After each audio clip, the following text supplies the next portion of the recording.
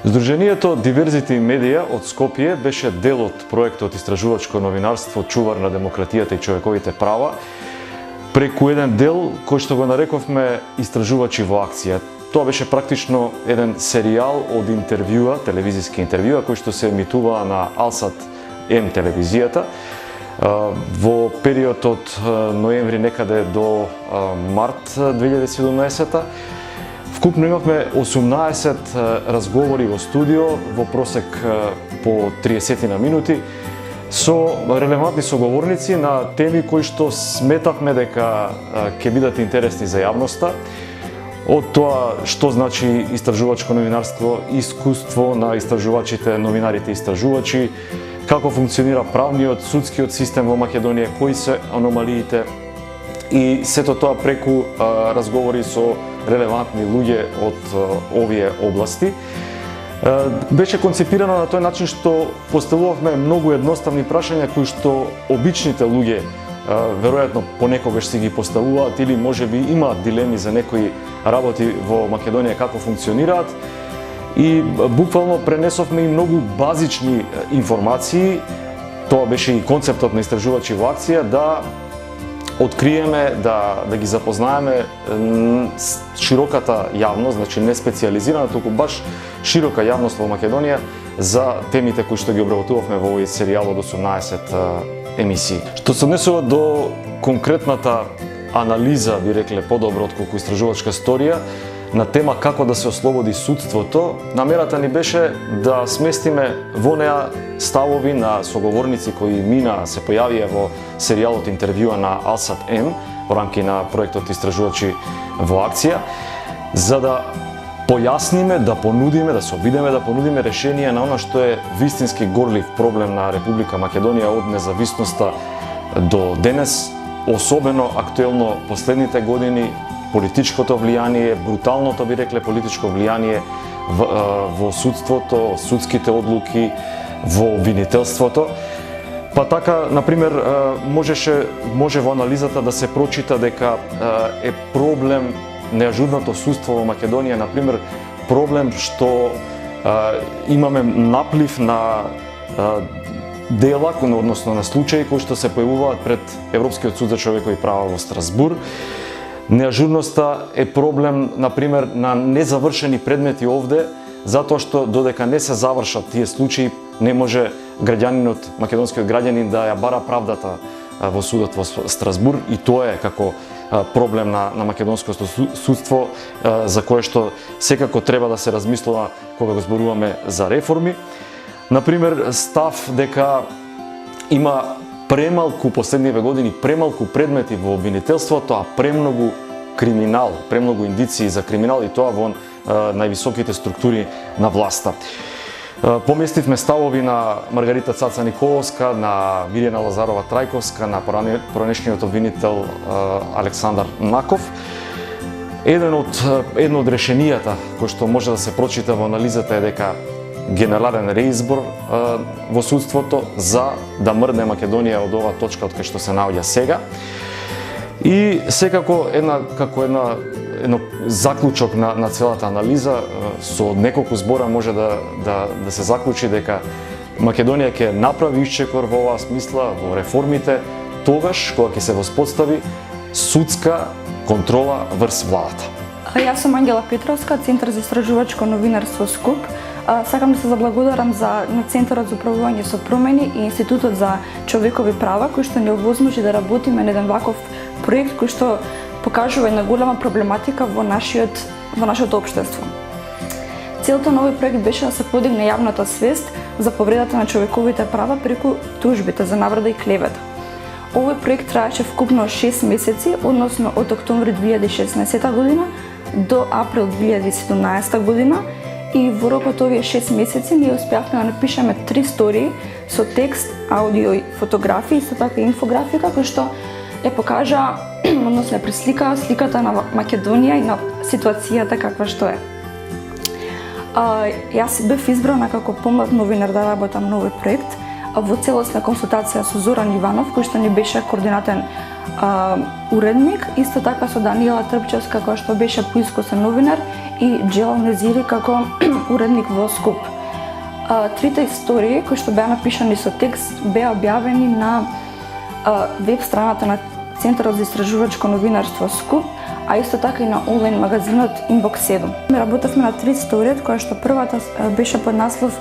Тужбата како реваншизам кон неистомисленици, втората беше кој најчесто се наоѓа во улога на тужен, а кој на тужител во рокот од 2011 до 2016 година, и третата сторија беше за тоа колку граѓаните во Република Македонија се обраќаат во странските судови, односно во Страсбур, а се тужени за јавно искажан збор. Одговорите кои што ги добивме од основните судови беа доволно корисни за да работиме и да добиеме доволни резултати.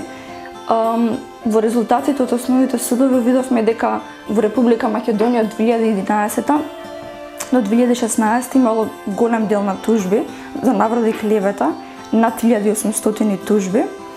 Меѓу нив често се тужат и политичари, дали тие меѓу себе или тие тужат новинари, а исто така голем дел и од тие тужби беа и меѓу граѓаните кои што се тужеле за секакви работи, како за душевна болка, како некој сосед ги навредил или за некои семејни нејасноти, ривалство и слично. Зачудувачки беше бројот на таквите тужби кои што се поднесуваат меѓу граѓаните за најобични работи. И исто така, кога побаравме информација за тоа кој се наоѓа во улога на тужител и тужен, судовите обично не ни даваа конкретен одговор за тоа кој се наоѓа во улогата на тужител и тужен, бидејќи тие се повикуваа на Законот за заштита на лични податоци и ретко кој суд, скоро па никој не ни даде таков одговор, освен судот од Делчево, во каде што не ги дадоа листата на сите информации кои се тужел, дали е тоа некоја домаќинка, адвокат, професор и слично,